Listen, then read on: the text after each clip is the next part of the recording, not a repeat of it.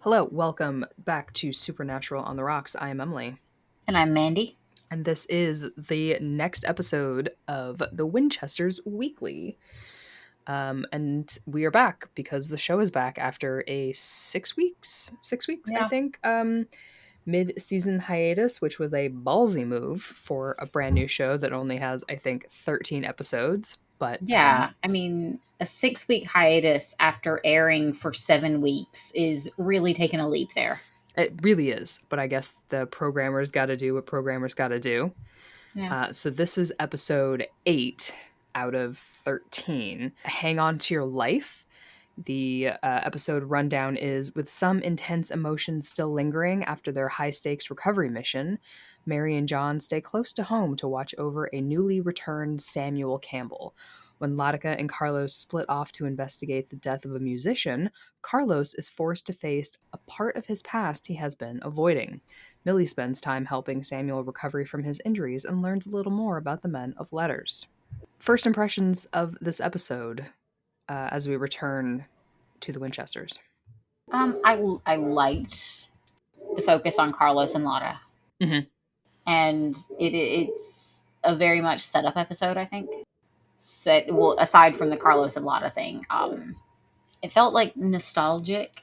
I don't know Yes. if we want to like go straight for the twist at the end or like build, but it seems like an episode that they seeded with very reminiscent things, like reminiscent of Supernatural. Oh, this 100% felt like a Supernatural episode. Yes. Not Yeah. only because of the twist at the end, but because Richard Speight was back in full force as the Trickster. Yep.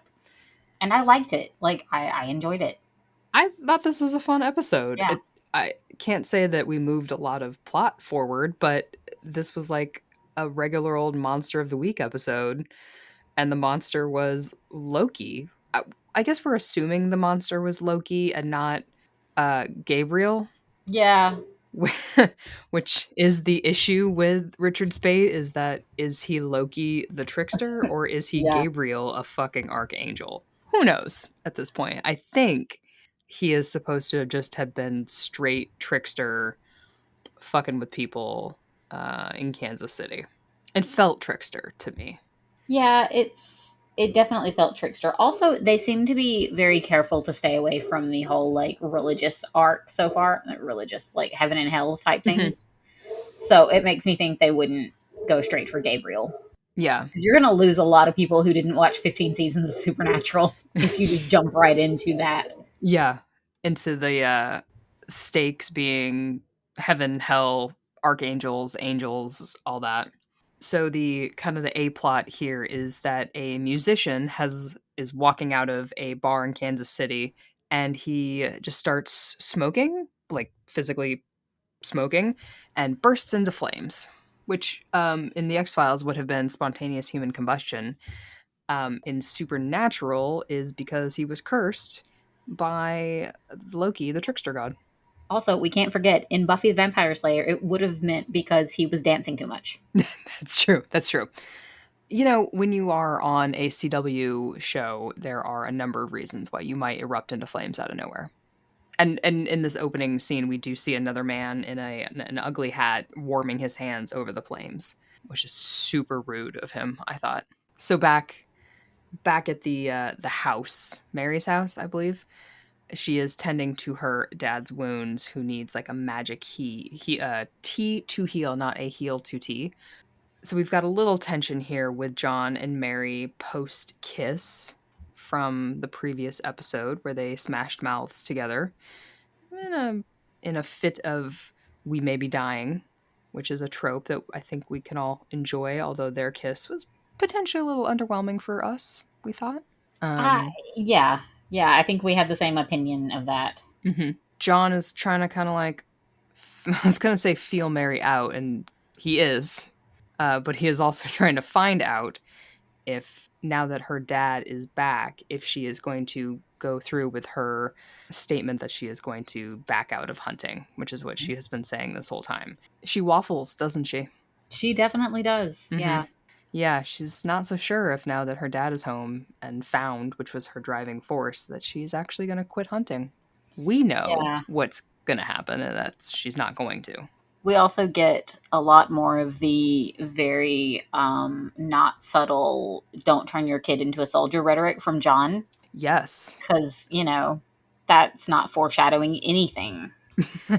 No, he doesn't really take that to heart, does he?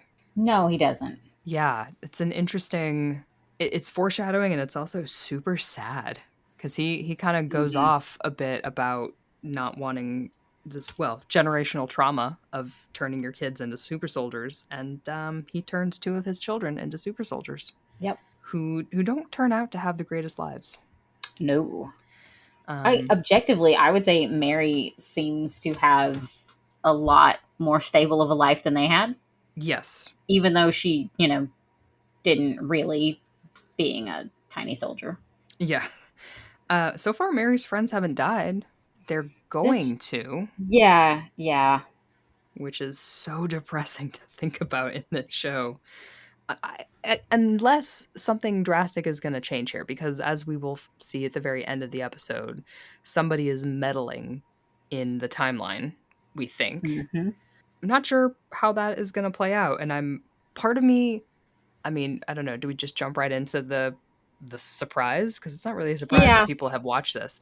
yeah, Um, it is revealed that Jensen, middle name Dean Winchester Ackles, is the one who gave John Winchester the letter when he returned home from Vietnam about his father, Henry Winchester, that he was dead and that John needed to like find out all this, the address to the Mena letters, and he needed to find answers and all of that. So it's a little convoluted, but Dean somehow coming to the past is the one who gave his own father the letter from his grandfather that kickstarted John's whole journey into monster hunting.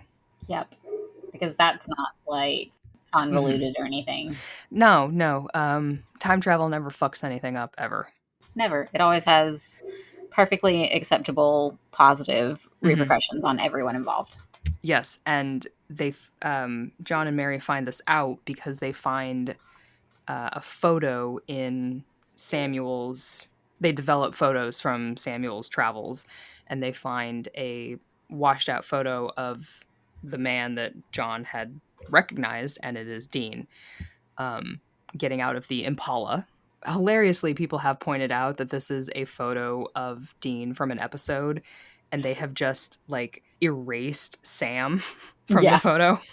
Like, Which I did see social media having a lot of fun with Sam literally being erased from it. yes. Because they didn't even take a new photo. They just picked one that Nope. Sam was in getting out of the car on the other side, and they're just like, no, Photoshop that guy right out of there.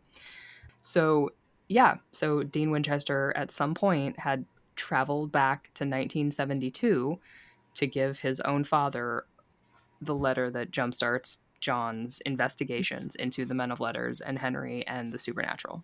Why he does this, we don't know yet. When he does Also, this, we don't know. I wonder if he was slightly confused that his father seemed to be a completely different person. Mm-hmm. Yeah. Yeah, his dad was a young, kind, caring, charismatic, we'll see. Yeah. Little milquetoast bland a little bit. But yes, he did that. And what does that now change? Because that does set his dad off onto the path of meeting his mother, How I Met Your Mother style, supernatural. And that is how Mary Winchester ends up dying. Because all of these things need to happen for everything else to happen. I'm now stuck on the idea that it's definitely supernatural How I Met Your Mother. Like It that's is. literally what the prequel is. Yeah, it is. Yeah, How I Met Your Mother, supernatural style.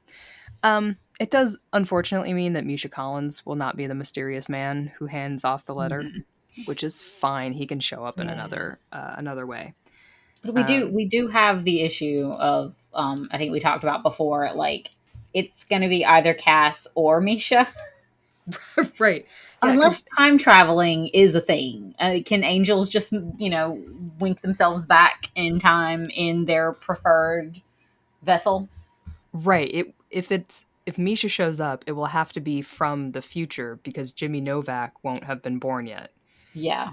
So it'll have to be future, uh, future Misha, future Cass coming back for some reason, not the Cass of the 1970s. This is why I hate time travel, you guys. Yeah. I hate it so much. It's confusing. It is confusing. There are already theories out there that this erases the finale somehow, and I don't see that, but my God, I wish it though. Hmm. Yeah, I'm okay with it if they do that. Oh That's yeah, fine. I would love to be a Dean Winchester as a live truther. Yeah. Um, I would love to live that life with you. I want to get in that car with you and live that journey. Um, so and obviously Jensen Ackles also lives that life. Yeah. He's extremely invested in that life. Yeah, I've seen a number of posts going out there of like, we all thought that Misha Collins was the one who was unhealthily attached to his character. Nope. Like, no, it's been Jensen the whole time, stealthily just living his whole life as Dean Winchester. Good for him though. That man's probably got a closet full of jeans and flannel that he just puts on sometimes Yeah. when he needs to feel alive. I mean, he named his beer brewing company the family business. So, I mean, if you're ever worried about your own gender presentation or your own sense of self, just think about Jensen Ackles, whose gender is Dean. Life advice. Yeah. So don't worry about your own situation. Just think of that. Yeah. So yeah, so that's now what John has to deal with is figuring out who this mysterious man is. It's your son, one of them. Good luck working that out. So I mean, staying on the apparently only one of them cares enough to go back in time anyway. It's So. true. Yeah. Yeah, it's a good point. Where was Sam in all this? Yeah. That's why I hate time travel. Like, what's going on in whatever time? When does he go back? We'll have to wait. Gotta wait and see. Tune in next week. So staying on the John and Mary train for now, John does try to talk to Mary about their burgeoning relationship, and that he doesn't regret it and wants to live with the consequences, comparing their kiss to the Cuban Missile Crisis, which Yeah. bold comparison Do you for a think they just romantic have interlude. do you think they just have like a bunch of like time period appropriate references in a fishbowl and they just like pluck one out when they need one? I think they must. Yeah. I mean, do we want to live with the consequences of the Cuban Missile Crisis? Mm, Like I don't think so. Like the no. Bay of Pigs disaster didn't go well. No. Like all in all, that's a no. Like we're still living with the consequences of Vietnam. It wasn't good. So in true mixed signals fashion, Mary decides in that moment that she needs more time. Obviously by the end of the episode she has changed her mind and Smoochie's number 2 rolls around. Which is like a little bit better than Smoochie's number one. It was, yeah. Yeah. Did I you mhm. I was gonna say, did you buy this episode arc of oh, I don't know if we should be together because things are confusing for me right now, or were you like, there's a weird I bought it more. I don't know. I think what would help me is again knowing how old they're supposed to be. mm-hmm. Because if she's like 19, 20, I'm like, yeah, shit's confusing. Life is Mm-hmm. confusing, and you got a lot going on right now. It's okay to take your time. Depends on Yeah. like how much life experience we're supposed to assume she's had. Or if it's just for the episode. Yeah, I mean that's also definitely a possibility given the network and writers. I'm also guessing this is not the only little tiff that they're going to have. I feel like we're going to run into situations of like, you shouldn't throw yourself into danger and you shouldn't throw yourself into danger. Like, you're both hunters. It's going to happen. Yeah. Also, just for the sake of the show tension, I'm assuming this is not a get together that's gonna stick because Right. I don't know. I just don't. I think a well enough done show could have them as a main couple the entire time together Mm-hmm. and still stay interesting, but I don't know if this show can. Well, sure. We've got John's ex-fiance cop roaming around Yeah, out there. this is true. Mm-hmm. She seems fun. Hmm. And we don't know if Mary's had any. Have we? Oh, well, there's the investigative The journalist yeah, the journalist. who snuck a date out of her. Don't know if there are any ex-boyfriends roaming around or girlfriends. We haven't asked. I mean, that would be Right. interesting. Maybe That could she be and fun. Lada have a secret history. That could be fun. Get on that, writers. I'm sure that's on AO3. Oh, absolutely. Speaking of Absolutely. tension, did you sense some between Sam and Millie? Yes, absolutely. And I was like, do not even What think about it. that's gonna really fuck Dean up if he goes back in time and catches that. I absolutely did. Yeah, Millie goes to talk to Sam Winchester, Yeah, Samuel Winchester, Samuel. Yes. and they have this little like flirty tension about who's better, the hunters or the men of letters. And I guess the hunters call the men of letters mole men, like MOL, men of letters, and they're like buried underground with their books and the but I think because they're adult actors with more experience and they're I don't want to be like they're better at their jobs, but they They are. kind of are. I was a little into it. I was like, are they flirting? Because no, do Yeah, not do this. yeah. It's a confuse. It's like technically there's nothing wrong with it, but There's also something a little wrong with it. there's something a little wrong with it. I mean, I guess Yeah. at that point, even they should know there's something a little like they know their kids Mhm. making eyes at each other. Yeah, because they have a little thing about like, "Oh, I'm glad your son's a good person," or their Yeah, daughter whatever they tell each other like, "Okay, I guess our kids are sorta doing their whatevers, but, like, the let's 2 of not. you Yeah, need to knock it the fuck off." yeah. Let's Maybe it's not make just them step siblings. yeah, let's 'Cause that, oh god. That's the trauma that Dean Winchester goes back to his timeline in is like, "Oh, my parents were step siblings." Dean comes back to modern day, like, God damn it, couldn't have been a monster. Couldn't have been a curse. Could have been No, a it's curse, just my no. grandparents banging each other. Just maybe that's just Tom Welling being a natural flirt. I don't know what that was about, but I Oh was my like, god, that was "Please." Tom Welling. Yeah, Tom Welling is Samuel Winchester. Oh, I knew he looked really familiar, Yeah, but yeah. I didn't look it up. Mhm. Wow. I Okay. know, right? Yeah, no, I mean, I see it now. Time comes for us all. It really does. It's the shorter hair too, it really kinda gets Yeah. you. Like, you're telling me he's not still 24. I'm telling you he's not still 24. Yeah, I know. It's rough. Not that he's not good looking, I just expect a Yeah. 20-year-old. Yeah, exactly. He's still freaking Smallville in my head. Exactly, yep. Um, yeah, I'm glad I wasn't gonna point it out, but I'm glad you mentioned it so I didn't have to be the one. Yeah. Especially near the end when Millie, so I guess using the ostium broke it somehow? I missed that in episode 7 Yeah, when I didn't catch that either. yeah, so, in the previous episode, Samuel kind of comes out guns blazing with the ostium to kill off a bunch of the Akrida monsters. I guess this has broken it, and they can't figure out how to repair it. So Millie, being a mechanic, is like, I know how to fix broken things. Like, go for it, badass. So she just takes the ostium to try to repair it, and they have another little moment of Samuel being Yeah. like, "What are you doing?" And it's another like flirty little thing, and I was like, is he gonna like grab her arm and try to stop her and like gonna have a thing in a doorway? Like, don't, please don't do it. I guess to round out Samuel for now, he says that Ada has a lead on some magic to help stop the Akrida queen. Not sure where that's come from. It's kind of like out of the Yeah. blue, but sure. And he's going to go with Ada to help track it down. He also seems to have an anti Akrida possession tattoo Yeah. just to keep up with the anti possession tattoos that characters have. It is not nearly as badass as the Winchester anti-possession tattoo. Yeah. But I do wonder if they did that to keep people from getting this as a tattoo in real life. Maybe so. They're like, we can't let people get another fucking tattoo in real life. Yeah. At a point, they just have to accept their influence and be like, no. They should only mention possession tattoos and then have something blocking them, like they do like pregnant women's bumps and shots. Yeah, yeah.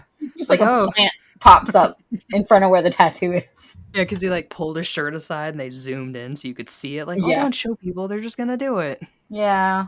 He's given the. I wrote down that it's the recipe for the possession tattoo. I was like, I don't know that that's what that's called, but we're gonna call it a recipe to marry. So who knows? Maybe all 4 of them are gonna show up with little tiny anti-Akrita possession tattoos next. Maybe it'll be like a little sexy thing they all do together is hand hand do tattoos on each other. I think that's kind of what goes down with Mary and John and Samuel and Yeah. Millie. Yeah. That whole, can we just call it a blob now too?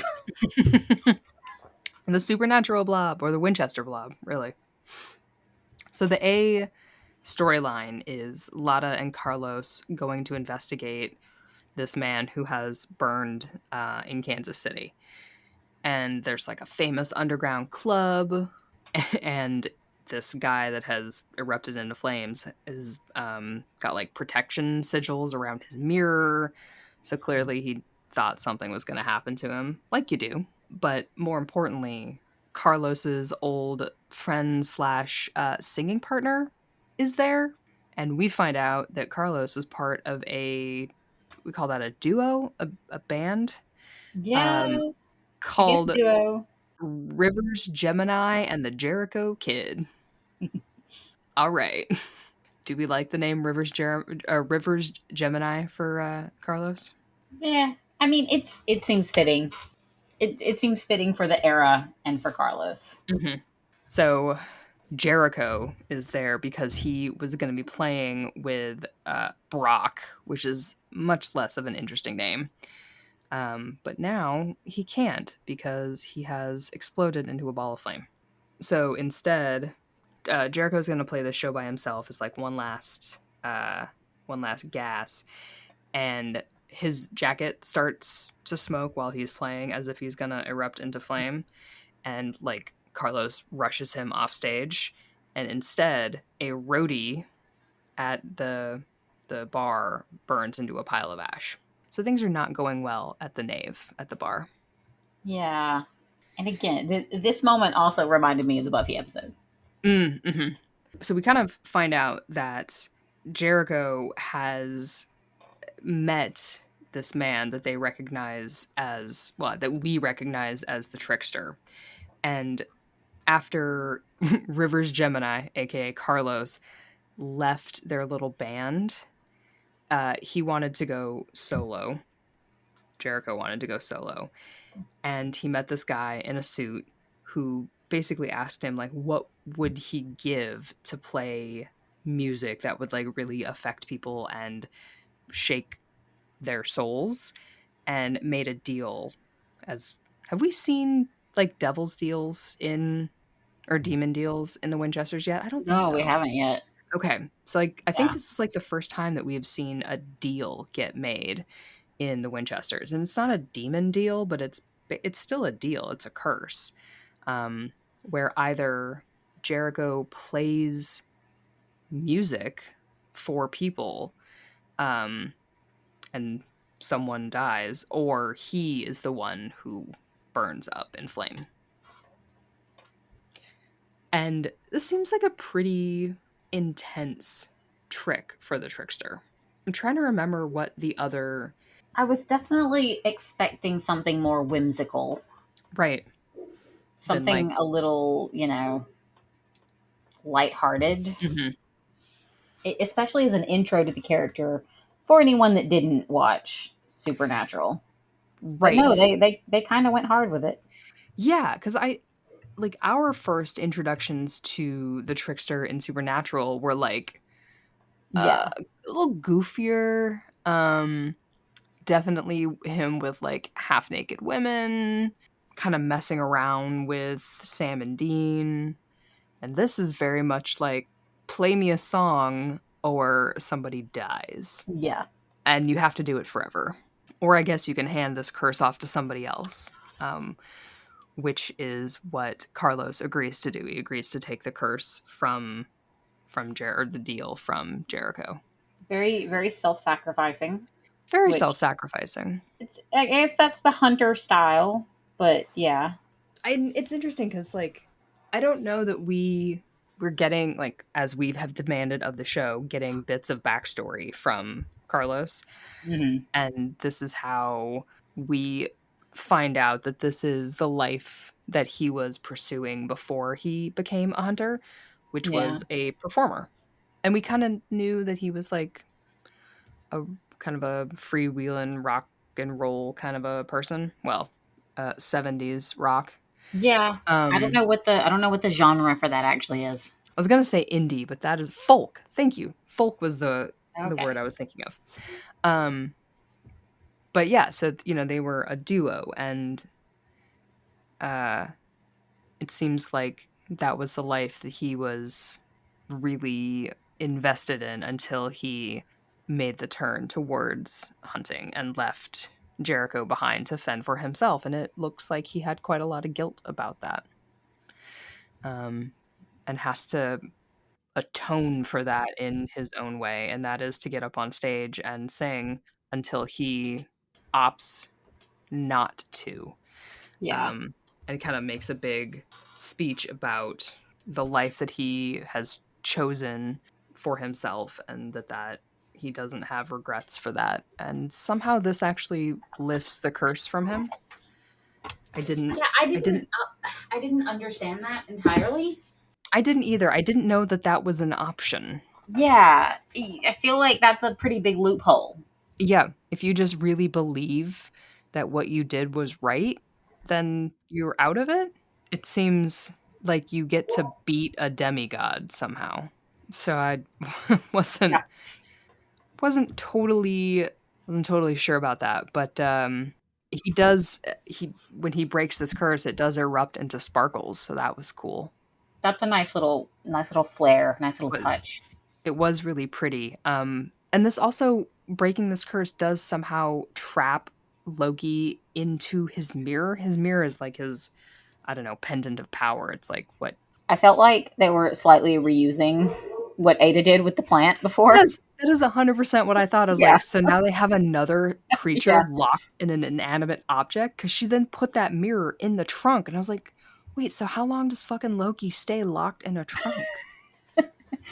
I wonder if that's going to be like a callback later on. Like someone's gonna, we're gonna see someone grab the mirror. They have to, because eventually he gets out because he's in Yeah, Supernatural. It's so, yeah. I mean, but at least Richard Speight looked like he was having a grand old time playing this guy again. yeah. That was In fun to his, see. it I was, enjoyed that.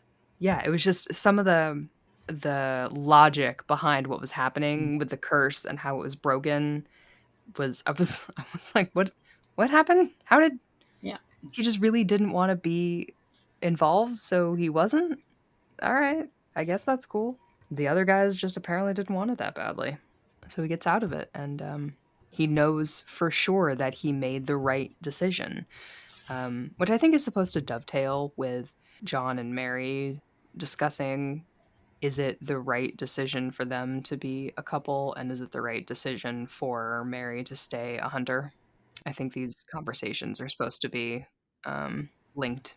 Yeah, yeah. They tied that together pretty well. Are you at all concerned that Rob Benedict was playing keyboard, Wait, who is that? played God? Oh, Or okay. are I we? didn't catch that. And now, He yeah, a little bit. so Rob Benedict plays uh, God in Supernatural, um, and also what is the name of the writer? Chuck Shirley.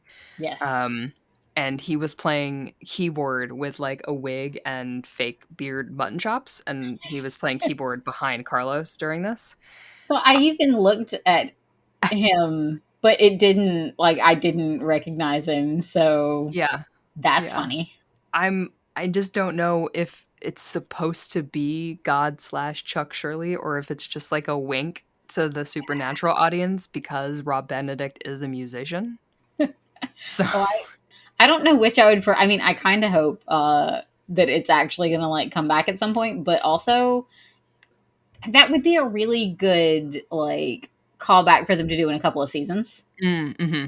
But I don't know if this show, has it been renewed, by the way? No. Okay. Like, is fucking God already here messing with them or Yeah. not? Because if he's already here messing with them, that is terrible. Yes, it is. And then, okay, because, okay, thought bubble. Chuck Shirley was writing the Supernatural novels. Is Chuck Shirley writing the fucking Winchester prequel novels? Is that what's happening? Because if that's what's happening, we're all screwed. We're gonna see like a tattered paperback somewhere. Yeah. Because at that point, Chuck Shirley would be like 4 years old. Yeah. Ugh, these shows. Well, at least Carlos sounded beautiful singing. He did. I loved that. I did too. That was such a delight. It's really I'm fun when... really, yeah, I'm really glad that actor got a chance to show that off too. Yeah, that's what I was gonna say, is it's so much fun when the actors get to use their other talents in an episode. But yeah, so then the episode ends with what we really talked about earlier, with them finding this photo of a mysterious man who gave John Winchester the letter when he returned from Vietnam, and it's fucking Dean Winchester. Yep. Who is, I don't know, alive, time traveling, a ghost, dead? Who fucking know? I don't know. Yeah. It makes me wonder if the show is ever going to flash forward, Oh, interesting. or Do you if we're think just going to get the story told through like hints and no Mhm. actual Dean. Sure. Sidebar, are you mad at Lost for giving us the flash forward? Yes. Okay, Oh, extremely. Great. Yeah, no, hated it. Hated it. I used to watch Lost with my finger on the fast forward button, so I Really? would skip all of yes. What? Because I didn't like the flash forwards. I would watch them later, but I wanted to know all of one chronological story and then all of the next chronological story. Interesting. Okay. I'm the same way with books and with fic too, though. If I see something jumps time, like my brain is just like, nope, we're not doing that. Interesting. Okay. Okay. So flash forward here would really not be good for you. Not to me. Mhm. I would be more forgiving. What was the show? Arrow? Is that the one that the entirely went like forward and back throughout the whole show? With Stephen Amell as the Yeah. guy that shoots arrows? Yeah. Yes. I hated that. I Was it hated because so he much. talked like this? Also that. You But, have something the city. Yeah. I'm more forgiving of like one or two scenes than an Okay. entire show structured around it, but I still wouldn't love it. I would rather be told the story through like just John and Mary's perspective. Oh, okay. Got it. Okay, Unless they want to bring back Dean and Cass, I'll allow it. Right. Yes. If we, flash forward to Cass like breaking Dean out of heaven. Yeah. Legit. 100%. Yep. Yeah. Although, in Arrow's defense, they did give us the single greatest meme on the internet. Oh, that's true. That's the headstone one. That's a good one. Yeah. But it has now been followed up by the supernatural meme of Cass saying "I love you" to Dean, and then Dean giving some sort of information about world events. I mean, that one's just informational, like informative. It's very informative. Yeah, I learned quite a few things through that meme format. Me too. Yeah. It's almost like my brain is just now trained when I see that first image to be like, oh, I'm about to learn something. I need to look at this one. Like, oh, something happened. Yeah. So you know what? I think the Winchesters needs a meme. It does. Yeah. It needs to be an informational meme. It does. They need to figure out something like that. You got to give us something. Yeah. Yeah, I don't know if I would be mad if it was God. I don't know if I would be mad if it's well, obviously it's got to be time travel. I would be happier if it was Dean breaking out of heaven, because I refuse that he's dead. Yes. Sam can stay in heaven, that's fine. Yeah. I don't care. I mean, according to that image, he's not hanging around anyway. So. That is very true. According to the facts presented in the show, he is not involved in this, which so real for that, Jensen. Yeah, that is fucking hilarious. Okay, I mean, this episode was pretty tight, I actually thought. There very specific things were happening. This was about Carlos really honing in on that he made the right choice in his life of leaving music and coming to hunting as his one true path. And Millie and Samuel eye fucking. So that's what this episode was about. Yeah. Like it felt like an episode full of setup, like explanations for like where Samuel has been, stuff like that. Mm-hmm. I hope that the eye fucking isn't a setup, but I do feel like I'm worried. He's leaving. He's going off with Ada to track down some magic to help stop the Akrida. That's the other thing we should talk about. Ada, where you at, girl? She is horribly underutilized in this show. She has Like, the most power. And they're just like, oh, she's off with her son, dropping him off at college, whatever the fuck that was like about. it Oh, really made me think, like, has that actress left the show? I know. It's real rude. But I don't like it. I hope she comes back. I love Data. Me too. She does the most. She finds um they put a hex bag in a car like in the previous episode, but they can't track it without Ada. She keeps fucking demons in a bonsai tree. What are they going to do without her? Wait, is this the problem? Is she just OP? Like, is she overpowered? And I they were think like, wait, this is we've provided too many easy explanations that it involving may Ada. yeah, that's not a bad point. Actually, it could be that they need to hide her because Yeah. if they put her in front of Loki, she might have just been like, break the mirror, dumbass. Yeah. Instead of this, like, we gotta get reflective blades and dip our blood in it, and then that doesn't work anyway. Like, I mean, it would be 15-minute episodes because she'd just be like, all right, here's what we do. yeah, we're just gonna put Loki in a mirror, and then we're gonna be done with it. Yeah. And then just hand me the mirror. I'm going to prop it up on my counter next to this plant. She's gonna be like, guys, my friend Missouri Mosley, we're gonna go talk to her, and we're gonna tell you what's Yes. gonna happen for the rest of your lives. Great, Yeah. cool. Oh my god, wouldn't that be fun if they brought in Missouri That would be so as like a cool. little girl? Yes. That would That would be fun. They could totally do that. awesome. She Or just like a shows young up, side Ellen. eyes them, tells them the future a little, and then That would be dips. incredible. Oh man, now I'm gonna be so sad when that doesn't happen. Yeah. A young, Quick, creepy Missouri. text it to Misha, who can suggest it to Jensen. Misha, wait, yeah, he's got that text line. Yeah. Misha, okay. We got an idea to tell Jensen about the Winchesters. We won't sue. We know you know him. Or a young Ellen, Yeah. Young Ellen would be good too. young Bobby. They could get the actress that played Joe to play young Ellen's mother. Yes. Incredible. It's just free ideas. Just free Yeah. ideas popping. Take them. We retain no right. We officially waive our right to the ideas. Don't pay us anything. Just make a good show. Just make a good show. We'll Yeah. watch it. That's all. And then you get promotion here Yes. via free podcasts. So like done. It's a win-win. It's a win-win. We get to watch it. You get the money from the CW that has no money. It's a win-win. Everybody's happy. And maybe people will watch your show. It's all good. But yeah, the lack of Ada was my only like big complaint about this episode. Totally. That's pretty much all I have for it. Yeah. I enjoyed this episode. I had a good time. Yeah. The monster of the week was Loki, basically, and a little hint of the Akrida. Yeah. I do have some 2020s dialogue. Oh, bring it. Yeah. What is it? Loki calling one of the characters my sweet summer child. Yeah. And I was like, nobody said that before 2018. Let's fact check them. Yeah. Google Trends. Yeah, put in Google Trends. And then he also said samesies. And I was like, really? Samesies? Yeah. All right. All right. Sweet Summer Child. Now I want from, I'm just going to do 1970 to 2023. Nope. Won't go back that far. Well, there you go. I'll just go back as far as it goes. Sweet Summer Child. Weirdly, there's a spike in May 2004. Huh. All right. But I'm going to say, and then samesies. Samesies. Does not want to give me that one. Come on. Google Trends is breaking on me. Wait, here we go. Samesies. It's so new that Google Trends is like, nah.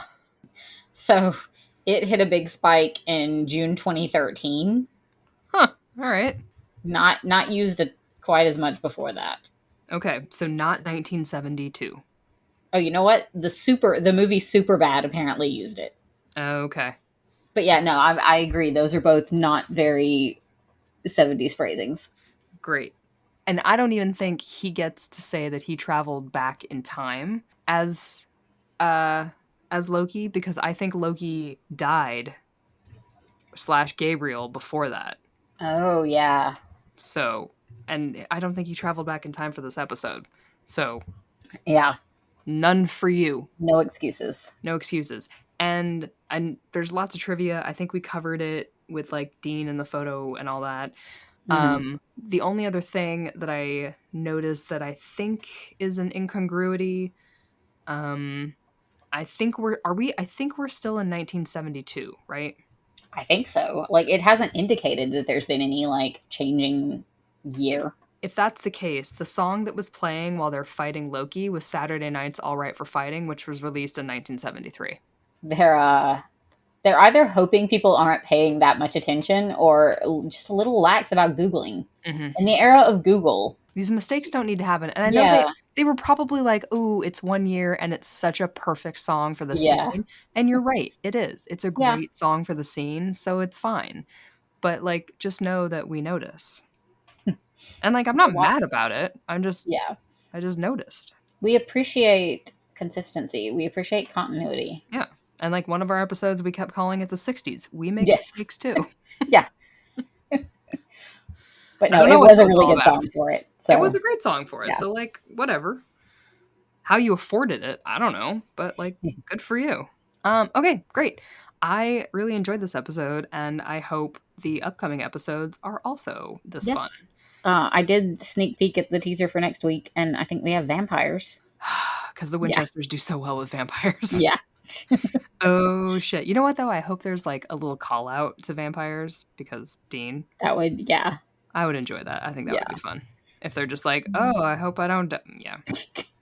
Hope I don't die in a barn somewhere. I hope I don't die. That would be cute.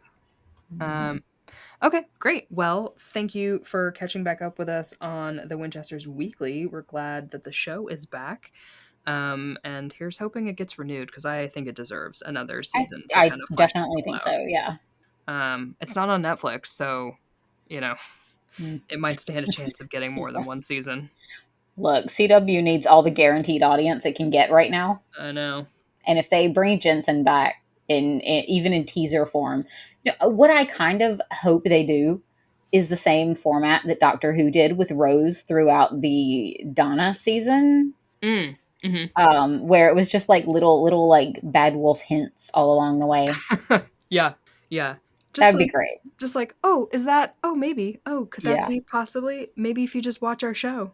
Yep. You know what? You can tease me. That's fine. I'll take it. I'm in the name of like drawing out the Jensen reveal and getting those numbers in every week. Yeah. Yeah, do it. I don't care. It's fine by me. Cool. Yeah. So thanks for listening. You can follow us on Instagram and Twitter. You can support the pod by subscribing to our Patreon, which is Glee on the Rock. No, sorry. Patreon.com/Glee on the Rocks because of our sister podcast, Glee on the Rocks. And you'll find lots of mini episodes, which are not very many. They're quite long, but they're all sorts of fandom topics and non-fandom topics. And I think they're pretty good. If you're a Riverdale fan, the newest one. Yes, if you're a Riverdale fan or you have no idea what it's about, our sound engineer Adriana explains it to us in detail, and that is a wackadoo show, let me tell you. Wow, I don't know how that's on the air. It sounds insane. I don't think I'm going to watch it, or maybe I'll watch like one episode just to see what's up, but damn. You just listen to the podcast. Yeah, just listen to the episode. Yeah. It's like, holy shit. If you don't want to subscribe to Patreon, you can subscribe to our Anchor Spotify, where we're posting all of our mini episodes on there. If that's like an easier avenue for you, you can also do that. It's the same content. So thanks for listening, and we'll catch you next week on the Winchesters. And we also have season 6 of Supernatural on the Rocks coming up for you eventually. It's coming. We got you. Yeah. It's coming. Cool. It'll be long when it does come, so don't worry. Yes, there's so much cast content, so we got you. Yeah. Cool. We will catch you next time on Supernatural on the Rocks. You've been listening to Supernatural on the Rocks, a podcast by OTR Productions. A huge thank you to our sound editor, Adriana, and our podcasts, who secretly run the show. For more episodes, download us on Apple Podcasts, Spotify, Google, or wherever you get your podcasts. Follow us on Instagram, Twitter, and more at SPN on the Rocks. If you'd like to support the podcast, you can subscribe to our Patreon account at patreon.com/gleeontherocks. Subscribers get ad-free episodes, exclusive mini-episodes deep diving into the fandom, salty opinions, and more. So until next time, this has been The Road That Was.